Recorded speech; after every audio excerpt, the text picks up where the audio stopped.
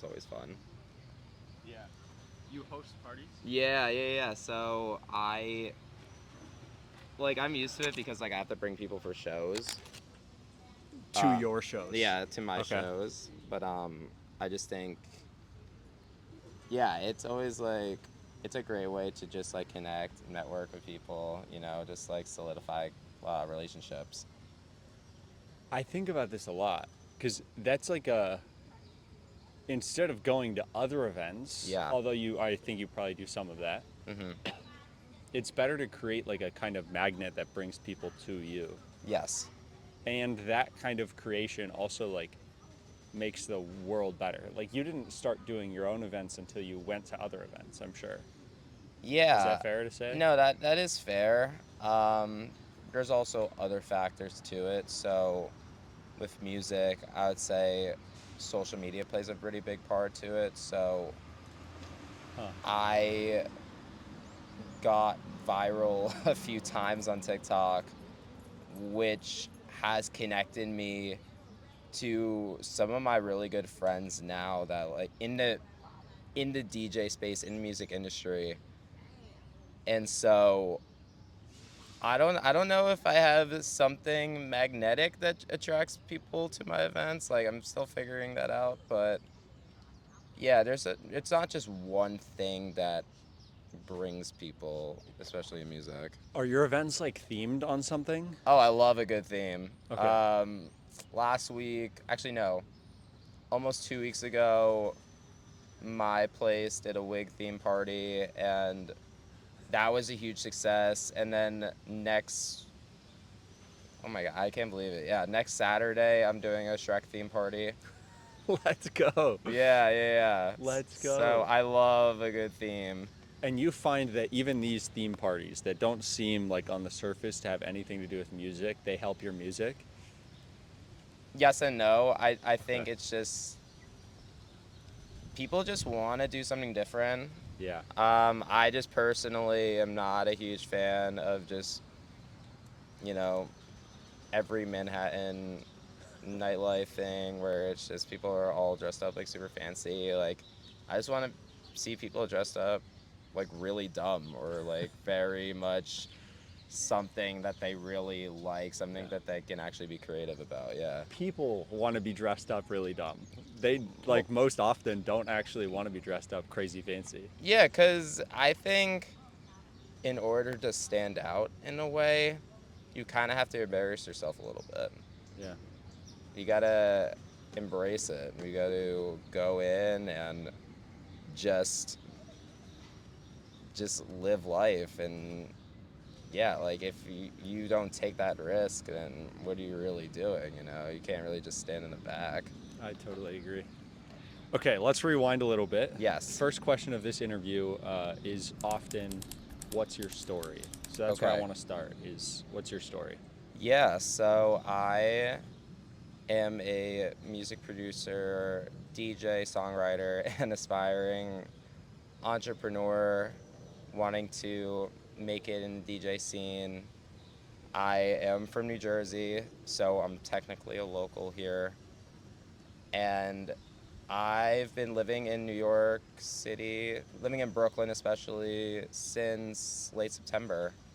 So, yeah, I would say my life has definitely been nothing short of interesting. And I'm not saying that in a cocky or bragging way. Yeah. Pretty much, it's definitely been very different compared to me and my other family members. I have three older siblings, all took the same route, public school, but I've had a really different life than them. So it's I'd say it's pretty fascinating. What has been different about your life? I'd say for me, I mean, the education route is absolutely different. So I went to a private school in middle school because the public school route just wasn't for me, and I knew I wanted to do something in the arts really. But then what's also really ironic is that I went to a Jesuit high school, but to back it up even more, my family is Jewish, including me. Hmm. And I was only one of 3 Jewish kids in my class. Yeah. So yeah, it was very strange. It was really confusing. But besides that, that decision made me like fall in love with music. I was in theater, choir, and I started DJing then. So that was like I would say that's been like maybe the part where I have to talk about it in a way that's like to people. It's like I'd say it's definitely the most ironic thing. I feel like. Yeah. What motivates your move to New York City then? So what I mean, Like, thing why did you come to New York City? I think it's funny because like growing up, I didn't even like going to the city Yeah. growing up, especially being 45 minutes away. I was super overstimulated, but that's obviously younger me. But me now, I've 2 of my older brothers live in the city or lived in the city. They've had an amazing experience, and they've always said that post grad life in the city is just different in the best way. And I was just thinking, there's no shot that's true. But then when I actually moved here, I was just thinking, man, they were so right. And the amount of people that I've met here has been incredible. The people are so nice, in Brooklyn especially. And I think I've had more fun in the city than I've had in college. Hmm. Like, that's how much it's been so amazing. Yeah. It seems like a lot of serendipity Yeah. happens in the city.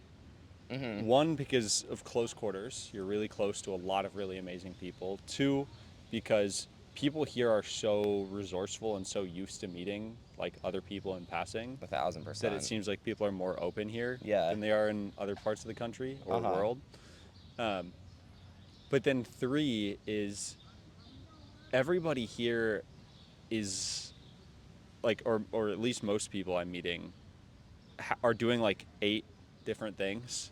Yeah. So they're not like confined to like I only know about real estate in suburban markets Mm-hmm. and that's like all I can talk about and then I have like a family. It's like no, I do that. Oh, and I'm a DJ and I Yeah. paint and I love board games. Right. So there's always something that people connect on here Yeah. in a really different way. No, I so agree with that because even you become friends with people that you don't even know or expect. Like, for example, the bodega that I go to that's near my place, I'm pretty tight with the owner Yeah. of it. So you don't know who you're going to connect with. And a lot of the times it's just extremely spontaneous. And that's what I really love about living here in the city.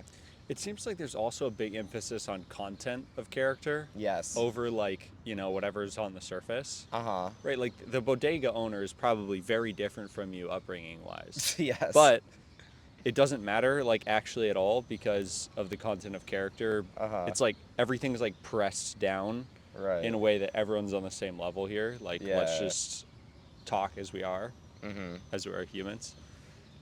Sweet. Yeah. Really interesting.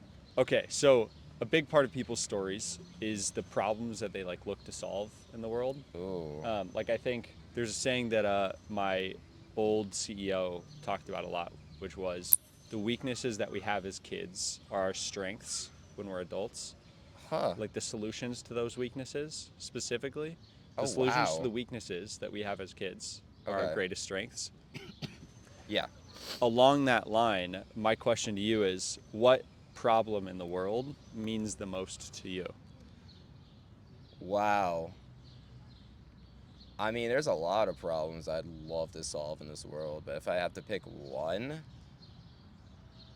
I think, I mean, I know you feel this. I know our generation has been through a lot, especially, I mean, you know, being in college during a pandemic and going through a crazy job market. I think right now I would love to make entrepreneurship more accessible, especially. I don't know how I would do that, but in a way, I feel like there's things a lot of that school just doesn't teach you, Mm. like how to do taxes, how to balance a checkbook, how to do any life skills. But even with the job market that we have today, I wish that we were required to take entrepreneurship as a way, especially if we can't even find a job in the job market. And I think it's interesting because I had no idea I was even going to become an entrepreneur. It just like happened naturally with music. And I just wish that we can just figure it out in a way that's like accessible, where you don't have to spend a whole lot of money, even like to do a startup or anything in a way. So I think that would be something that I'd love to solve. Do you feel like right now people do have to spend a lot of money to start a company, or? Oh yeah, no. Huh. Like I'm not a total expert on it, but in the space of DJing, a lot of music doesn't get pushed out unless you have the money to spend on ads or just anything marketing wise. Hmm. Because I know one of my friends was telling me that this rapper who is like, I wouldn't say he's like mega famous, but I'm not really gonna like disclose anything or say his name, but this guy spends like $40,000 a month on ads, Mm-hmm. which it's just mind-boggling to think about. And so like you, in order to be where you at, like you got to invest a lot, a Hmm. lot of time, a lot of money, a lot of just energy into it. Huh. Yeah, I mean, especially in a world that's so oversaturated, it's I mean, it is frustrating because there's so much talent out there, but it does like break my heart because I know like extremely talented people that are like obviously don't really have the resources, and it's just like it definitely does suck.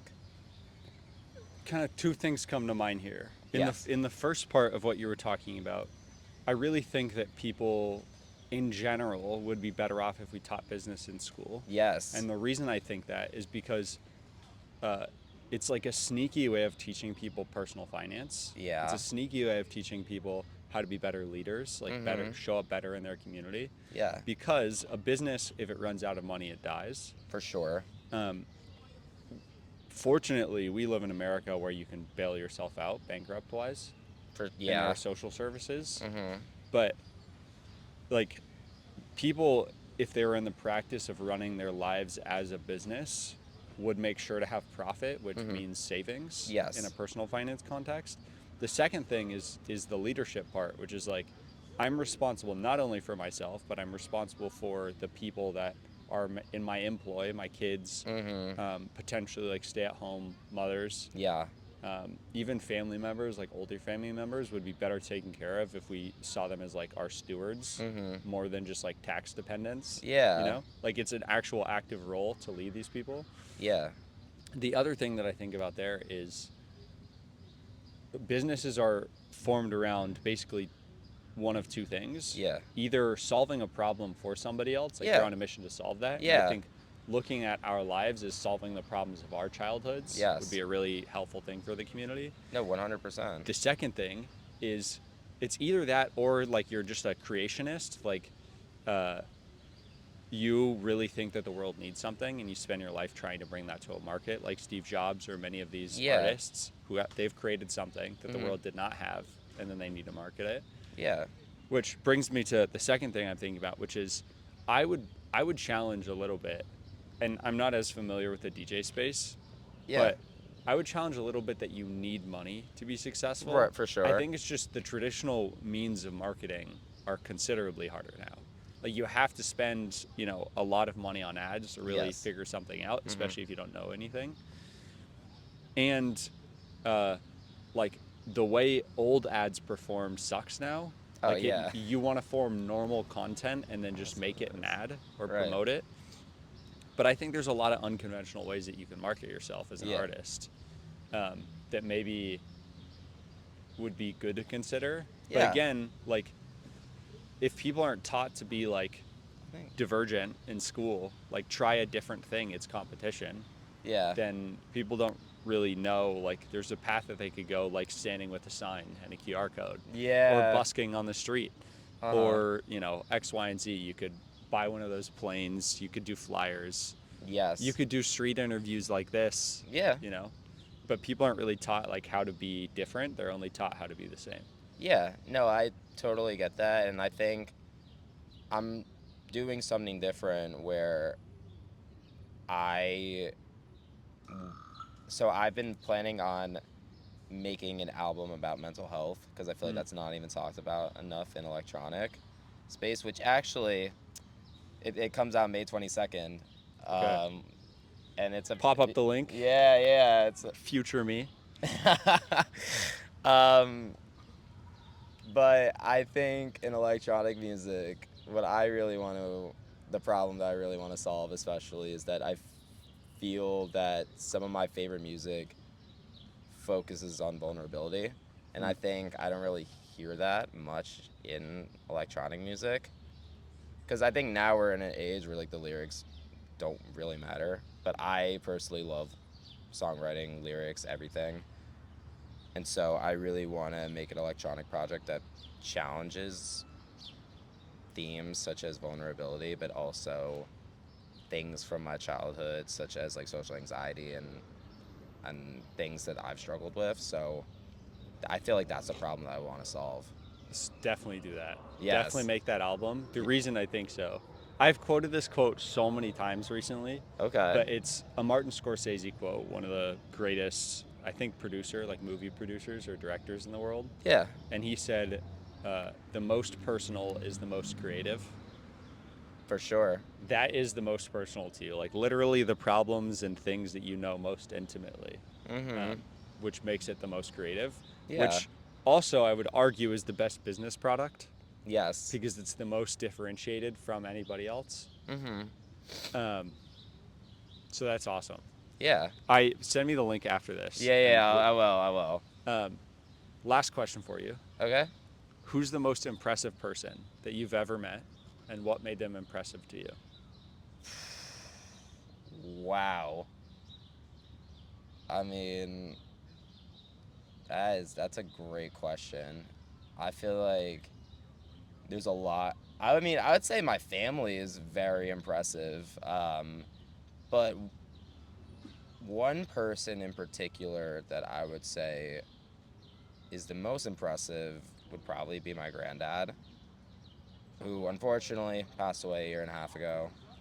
But the biggest thing that I thought was just the most impressive thing was that he was a classically trained pianist, and he was my biggest influence to do what I do now. So every thing that I make, I'm just thinking like I want to make my granddad proud.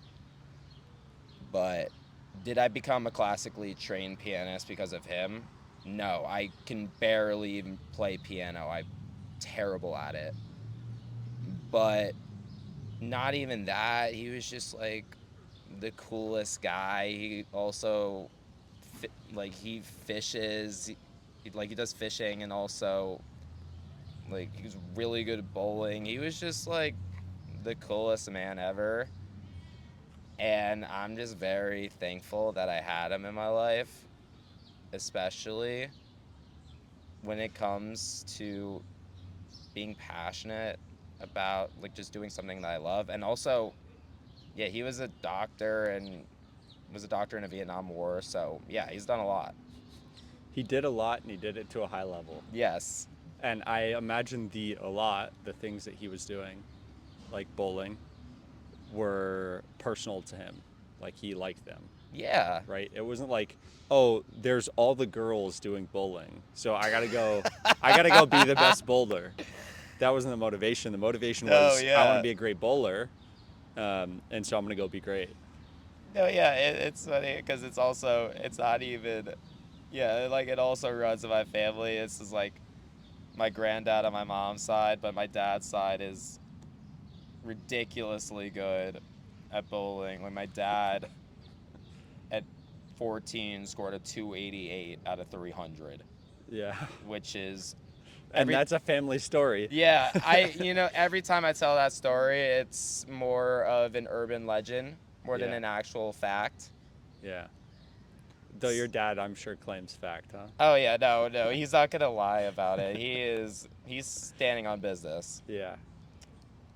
But no, I'd say like, everybody in my family is extremely hardworking, and I love them to death. I love it. Last extra credit question Extra credit, okay. is what's your advice for me in New York? What's I just moved here like Wow, a week ago, a week ago, little over a week ago, but I like settled in a week ago. man, that's a Okay, okay, that's crazy. That like, wow, I can't even think of something off the top of my head because I feel like there's so much that I want to say, but I will say that for being in New York, I would say like if you want there are so many, use the internet to your advantage because there are so many free events out in New York. Like I've learned so much about saving money through the internet, through TikTok, or even going to free events because I know there are certain days where the Met is free, especially like on certain days in the summer, or Hmm. I would say, yeah, like that's just an example. But also, there are so many benefits that the city can bring. Yeah, like I would, yeah, get a library card, or even like that doesn't cost a thing. But I would say for me, definitely, definitely have a budget because I don't spend a lot on just like things that I know is gonna like run me dry, such as like coffee or just like bottled water or anything like that. So I would say definitely use the internet to your advantage and make a budget sheet because there's so much out there. Yeah, and I know the city can be extremely like, can be pretty overwhelming or lonely, but